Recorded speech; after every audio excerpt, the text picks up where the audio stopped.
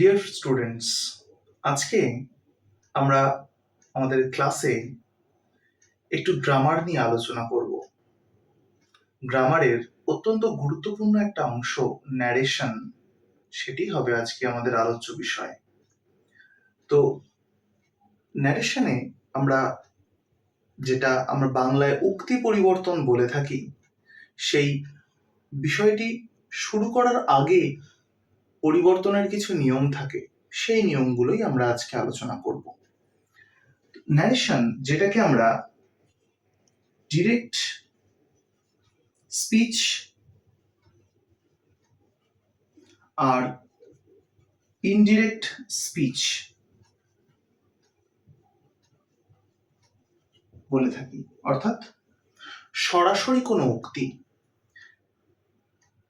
মনে করা যাক, কোনো একজনের কথা যদি আমরা অন্য কারোকে জানাই, সেক্ষেত্রে আমরা দুভাবে জানাতে পারি। এক, সরাসরি সে যা বলেছে বা তিনি যা বলেছেন সেটিকে যেমন যেমন শব্দ ব্যবহার হয়েছে সেই অনুযায়ী তুলে দেওয়া, সেটাকে আমরা ডিরেক্ট স্পিচ বলছি। এবং যখন সেটাকে আমরা আমাদের মতো করে মানে না বদলে বর্ণনা করি, সেটাকে আমরা ইনডিরেক্ট স্পিচ বলছি। এক্ষেত্রে আমরা টেন্সের কিছু পরিবর্তন পাবো। প্রথমত সেইগুলো একটু দেখে নিই। তাহলে আমরা যখন দেখব রিপোর্টেড স্পিচ, তো সেই রিপোর্টেড স্পিচ কি আমি বলছি, টেন্সের নিয়মটা আগে লিখে নেওয়া যাক। যখন আমরা সিম্পল প্রেজেন্ট দেখতে পাবো, তখন ইনডিরেক্ট স্পিচে ওটা চেঞ্জ হয়ে সিম্পল পাস্ট হয়ে যাবে। যখন প্রেজেন্ট কন্টিনিউয়াস টেন্সকে পাবো, চেঞ্জ হলে ওটা পাস্ট কন্টিনিউয়াস হয়ে যাবে।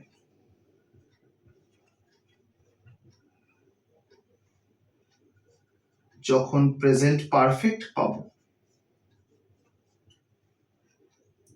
ওটা পাস্ট পারফেক্ট। এবং প্রেজেন্ট পারফেক্ট কন্টিনিউয়াস থাকলে সেটা পাস্ট পারফেক্ট কন্টিনিউয়াস।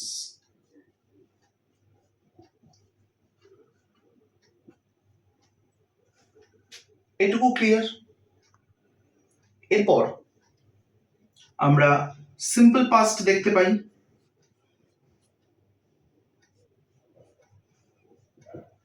সেক্ষেত্রে এটা চেঞ্জ হয়ে যাবে পাস্ট পারফেক্ট। আর যদি পাস্ট কন্টিনিউয়াস হয়, সেটা পাস্ট পারফেক্ট কন্টিনিউয়াস। এই হচ্ছে আমাদের টেন্স চেঞ্জের নিয়ম। যখন ডিরেক্ট স্পিচ তার রিপোর্টেড স্পিচ অংশে দেখতে পাবো এই টেন্সগুলো রয়েছে, সেগুলো ইনডিরেক্ট করার সময় এই টেন্সে বদলে যাবে। সিম্পল বা প্রেজেন্ট টেন্সের যে অংশগুলো ভাগগুলো রয়েছে, সেগুলো কনভার্ট হয়ে যাচ্ছে এক্স্যাক্টলি পাস্টের সেই টেন্সগুলো।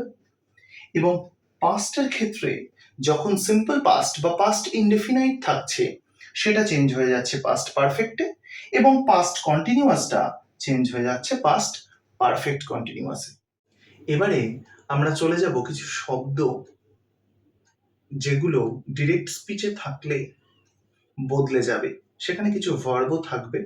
তো সেগুলো যদি আমরা একটু ফলো করি, অনেক ক্ষেত্রে দেখা যাচ্ছে টেন্স যদি কনসেপশন ওয়াইজ একটু গন্ডগোল হয়ে যায়, সেক্ষেত্রে এই শব্দের পরিবর্তনগুলো কিন্তু একই থাকবে। তো আমরা সেগুলো একটু জানার চেষ্টা করি কিভাবে কি হয়ে যায়। যেমন দেখো, ডিরেক্ট স্পিচে আমরা যদি দেখি এম বা ইজ আছে, সেটা সবসময়ের জন্য ইনডিরেক্ট স্পিচে ওয়াজ হবে। যদি ডিরেক্ট স্পিচে আমরা আর দেখতে পাই, সেটা ডেফিনেটলি ওয়্যার হয়ে যাবে। যদি হ্যাভ বা হ্যাজ থাকে ওটা ডেফিনেটলি চেঞ্জ হয়ে হ্যাড হবে। ওয়াজ বা ওয়্যার থাকলে চেঞ্জ হয়ে হ্যাড বিন হবে।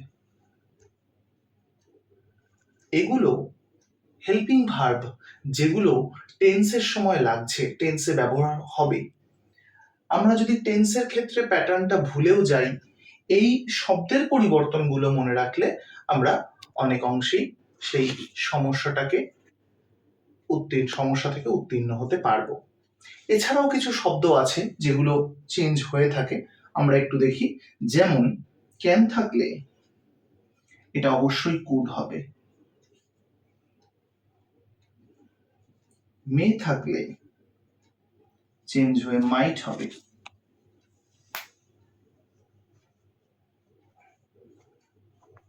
শ্যাল থাকলে শুড হবে। এরপর আরো আমরা এখানে দেখি যেগুলো কি হচ্ছে, উইল থাকলে উড হবে, মাস্ট যদি থাকে তাহলে আমরা মাস্টও লিখতে পারি, আবার হ্যাড টু এটাও লিখতে পারি, দুটোই সম্ভব, আমরা যেটা খুশি লিখব। এরপর দিস থাকলে দ্যাট লিখব, দিস থাকলে দোজ লিখব, টুডে থাকলে দ্যাট ডে লিখব, টুমরো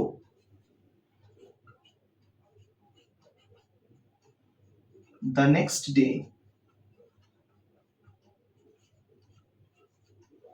আরো আসি,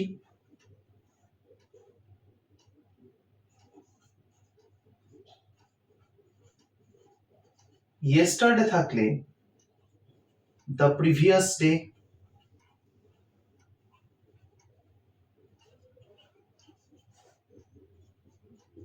নাও থাকলে দেন,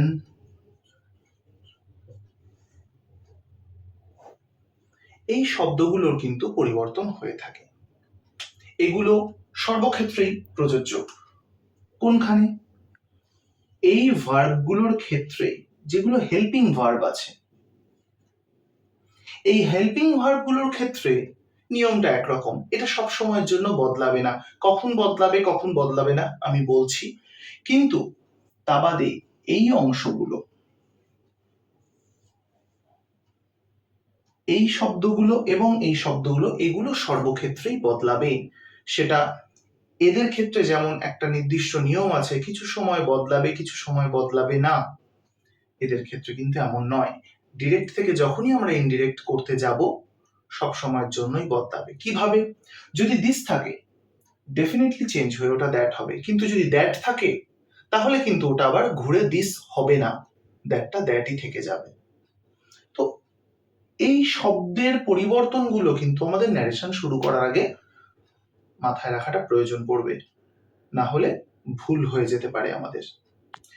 এরপর আমরা কি করব, সরাসরি নিয়মে চলে যাব।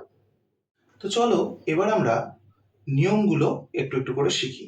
প্রথমত এখানে সেন্টেন্স ওয়াইজ ডিভিশনটা হবে, নিয়ম বদলাবে, এবং আমরা জানি সেন্টেন্স মূলত 5 প্রকারের হয়: অ্যাসার্টিভ, ইন্টারোগেটিভ, ইম্পারেটিভ, অপটেটিভ এবং এক্সক্লামেটরি। তো প্রত্যেকটারই আলাদা আলাদা নিয়ম আছে, এক এক করে শিখব। আমরা অ্যাসার্টিভ দিয়ে শুরু করি। দেখো, আমরা যদি বলি the boy said to his friend, কমা দিয়ে ইনভার্টেড কমা, কি? You have done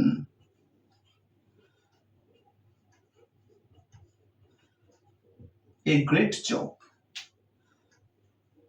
এই যে বাক্যটা, দেখো ইনভার্টেড কমার মধ্যে রেখেছি, কেন না ছেলেটি তার বন্ধুকে যেটা বলেছে সরাসরি সেটাই আমরা উল্লেখ করলাম। এটা হচ্ছে একটা ডিরেক্ট স্পিচের এক্সাম্পল। এখানে গঠনগত কিছু বিশ্লেষণ প্রয়োজন, যেমন এই যে সেড, এই যে অংশটা, এটাকে বলা হচ্ছে রিপোর্টিং ভার্ব। এটা রিপোর্টিং ভার্ব এবং ইনভার্টেড কমার মধ্যে যে অংশটা থাকছে এটা হচ্ছে রিপোর্টেড স্পিচ। এটা রিপোর্টেড স্পিচ। এবার যে টেন্স চেঞ্জ করার নিয়মের কথা বলছিলাম, এই রিপোর্টিং ভার্বটি যদি পাস্ট টেন্সে থাকে ইনডিরেক্ট স্পিচ করার সময়, তখনই একমাত্র এই রিপোর্টেড স্পিচ এই অংশের টেন্সের পরিবর্তন হবে। কখন? যখন এই অংশটাকে বা এই রিপোর্টিং ভার্বটাকে দেখব এরা পাস্ট টেন্সে আছে। যদি প্রেজেন্ট বা ফিউচারে থাকে তাহলে কি হবে? তাহলে এই অংশের টেন্সের কোনো পরিবর্তন হবে না। সাবজেক্ট চেঞ্জ হবে, অবজেক্ট চেঞ্জ হবে, কিন্তু টেন্সটা যে টেন্সে রয়েছে, অর্থাৎ যে টেন্স চেঞ্জের নিয়মটা লিখেছিলাম সেটা কিন্তু শুধুমাত্র অ্যাপ্লিকেবল, শুধুমাত্র প্রযোজ্য কখন? যখন রিপোর্টিং ভার্বটা পাস্টে আছে। প্রেজেন্টে বা ফিউচারে থাকলে ওই নিয়মের কোনো ভ্যালিডেশন নেই। স্বাভাবিকভাবে একটু আগে যে ভার্বের লিস্টটা দিয়েছিলাম, যে হেল্পিং ভার্বের লিস্টটা, আমি বলেছিলাম যে কিছু অংশ আছে যেখানে চেঞ্জ হবে, কিছু অংশে চেঞ্জ হবে না, এটাই সেই অংশ। অর্থাৎ এই ভার্বটা যদি পাস্ট টেন্সে থাকে তাহলে চেঞ্জেস হবে, হ্যাভ, হ্যাড হবে, অ্যামিজ আর ওয়াজ ওয়্যার হবে, সব চেঞ্জ হবে। কিন্তু যদি এই অংশে প্রেজেন্ট বা ফিউচার থাকে তাহলে কিন্তু ওই ওয়ার্ডস গুলো মানে ভার্ব গুলো, হেল্পিং ভার্ব গুলো চেঞ্জ হবে না। ঠিক আছে? কিন্তু এক্ষেত্রে একটা ব্যতিক্রম আছে।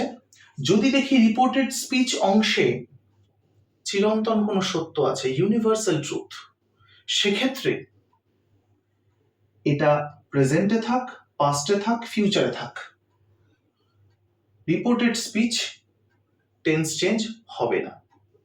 কখন? শুধুমাত্র ইউনিভার্সাল ট্রুথের ক্ষেত্রে, বাকি স্বাভাবিক নিয়মে এগোবে। তো দেখা যাক এই ডিরেক্ট স্পিচটাকে ইনডিরেক্ট স্পিচে আমরা কিভাবে কনভার্ট করতে পারি। প্রথমত বলে রাখি, সেড আছে, যদি এখানে দেখা যায় শুধু সেড আছে তাহলে আমরা সেডই লিখব।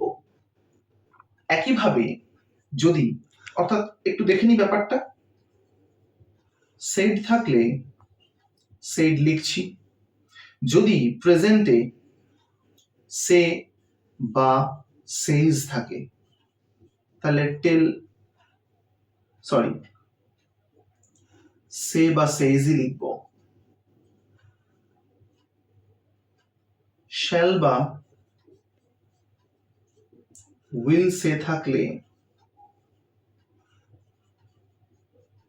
শ্যাল বা উইল সে লিখব। কিন্তু যদি সেড ডু থাকে তাহলে আমরা টোল্ড লিখব। সে টু বা সেজ টু থাকলে টেল বা টেলস লিখব। শ্যাল বা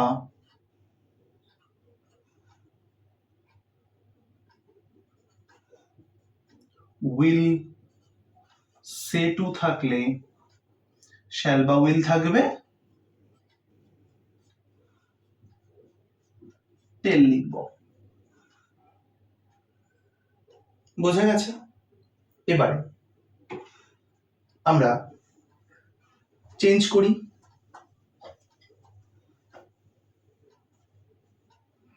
তাহলে said to আছে, the boy said to, তাহলে told কাকে? his friend।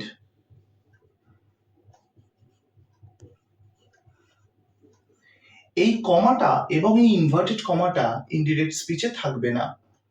তাহলে এইগুলো তোলার জন্য এখানে কি প্রয়োজন? একটা কানেক্টর প্রয়োজন।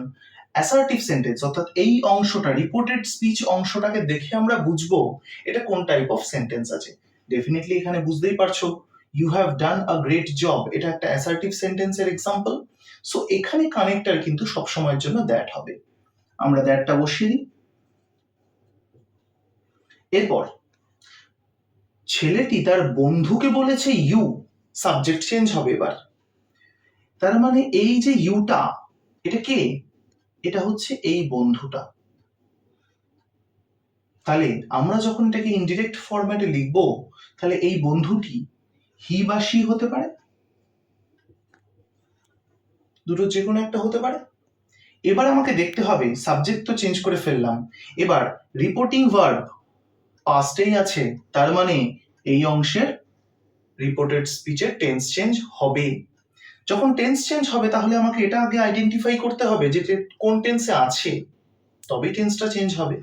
ইউ হ্যাভ ডান, সাবজেক্টের পরে হ্যাভ বা has, then V3, present perfect টেন্সের এক্সাম্পল, চেঞ্জ হলে পাস্ট পারফেক্টে হবে। দ্যাট মিনস এই যে হ্যাভ বা হ্যাজ এই পোর্শনটা, এটা কনভার্ট হয়ে যাচ্ছে হ্যাড। অলরেডি লিস্ট পেয়ে গেছো। তাহলে হি বা শি দুটোর ক্ষেত্রেই কমনলি হ্যাড হতে পারে, বাকি যা আছে কোথাও কোনো পরিবর্তন নেই। ডান এ গ্রেট জব, বোঝা গেল? এভাবে প্রতি ক্ষেত্রেই আমরা অ্যাসার্টিভ সেন্টেন্সে চেঞ্জ করতে পারবো। অন্য একটা এক্সাম্পল দেখা যাক কি হচ্ছে।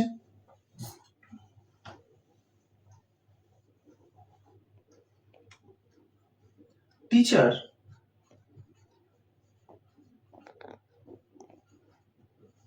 said to the student,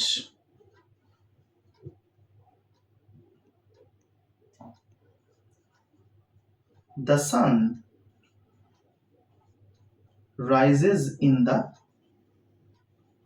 east. said আবারও রিপোর্টিং ভার্বটা পাস্ট টেন্সেই আছে, কিন্তু খেয়াল করে দেখো the sun rises in the east, universal truth. এক্ষেত্রে কিন্তু আমরা কোনো টেন্স চেঞ্জ করব না। দেখা যাক আনসারটা। তাহলে টিচার said to আছে, তার মানে আমরা told লিখব। his student, connector definitely assertive sentence মানে দ্যাট। এরপর আমাদের আর কোনো কিছু পরিবর্তনের প্রয়োজন পড়বে না। কেন না, এটা একটা universal truth. The sun rises এমনিতে কি আছে, সিম্পল প্রেজেন্ট বা প্রেজেন্ট ইনডেফিনাইট টেন্সে আছে। নর্মালি চেঞ্জ হলে ওটা সিম্পল পাস্ট বা পাস্ট ইনডেফিনাইটে যাওয়ার কথা, কিন্তু যেহেতু এটা একটা ইউনিভার্সাল ট্রুথ, চিরন্তন সত্য, তাই এখানে কিন্তু টেন্স চেঞ্জ হবে না। সেক্ষেত্রে সেন্টেন্সটা যেমন আছে আমরা তেমনই লিখব। The sun rises in the east. বোঝা গেল? আশা করছি অ্যাসার্টিভ সেন্টেন্স নিয়ে তোমাদের সমস্যা কিছুটা দূর করতে পারলাম। এভাবে তোমরা অ্যাসার্টিভ সেন্টেন্সের যে কোনো এক্সাম্পলকেই সলভ করতে পারবে। আমরা পরের ক্লাসে ইন্টারোগেটিভ, ইম্পারেটিভ, অপটেটিভ, এক্সক্লেমেটরি ধীরে ধীরে সেই বিষয়গুলো নিয়েও আলোচনা করতে থাকব। আজকের ভিডিওটি যদি তোমাদের পছন্দ হয়, ভালো লাগে, লাইক করো, কমেন্ট করে জানাও এবং বন্ধু বান্ধবদের মধ্যে শেয়ার করে চ্যানেলটাকে গ্রো করতে হেল্প করো। আজকের জন্য এটুকুই, দেখা হচ্ছে পরের ক্লাসে। ধন্যবাদ।